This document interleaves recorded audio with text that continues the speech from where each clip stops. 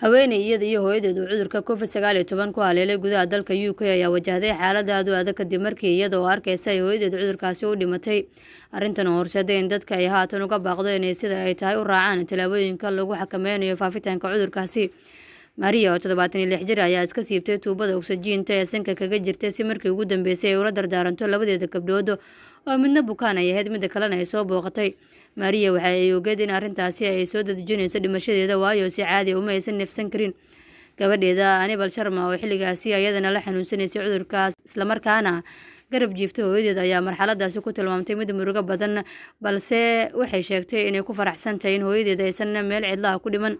Anibal oo soo bandhigtay sawirradii ugu dambeysay ee ay la gashay hooyadeed si dadka ay ugu wacyigeliso halista cudurkaasi.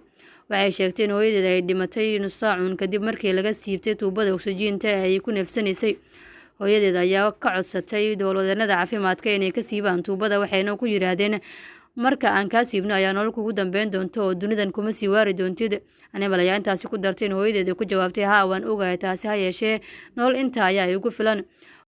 Waxay nala joogtay ilaa 5 daqiiqo oo ay hadna la hadlaysay kadib way miir daboolantay ayay tiri Anibal. Waxay noo sheegtay inaysan ka baqaynin dhimasho ayna diyaar u tahay, waxayna igula dardaarantay inaan aad u dadaalo maadaama ay guriga ii joogaan caruur ayay tiri. Susan oo ay walaalo yihiin Anibal ayaa sidoo kale loo ogolaaday inay goobjoog ka ahaato geerida hooyadeed, balse waxay xirneyd qalabka looga gaashaanto fayraska cudurkaasi. Gacanteeda ayaan heynay inta ay nafbaxaysay ayay sii raacisay. Farxad ayay ii tahay in ay noo suurto gasho inaan garab taagnaano iyaduna ku qanacsanaato la jooggeena ay ku ilqabowsato.